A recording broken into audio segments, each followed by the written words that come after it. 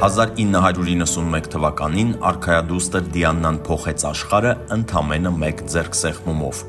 Տորոնտոյի Քեյսի Հաուս հիվանդանոց այցելության ժամանակ, որը զբաղվում էր ձիաով հիվանդների խնամքով, նա առանց ձեռնոցների ողջունեց պացիենտին։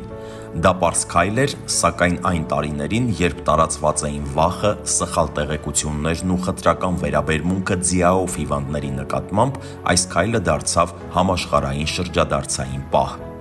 Այն ժամանակ շատերը կարծում էին, թե միավը կարող է փոխանցվել սովորական շփումով։ Հիվանդները հաճախ մեկուսացված էին, շատերը վախով ու զզվանքով էին վերաբերվում նրանց։ Նման վերաբերմունքի պատճառով շատ հիվանդներ իրենց զգում էին անտեսված։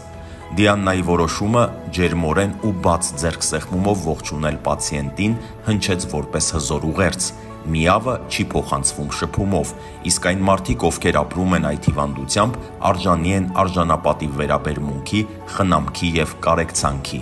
Այս լուսանկարը տարածվեց ամբողջ աշխարհով և մարտահրավեր նետեց հանրային վախին, քանդեց նախապաշարմունքները և հիշեցրեց մարդկանց, որ հիվանդության հետևում միշտ կանգնած է կենդանի մարդը, զգացմունքներով ու արժանապատվությամբ։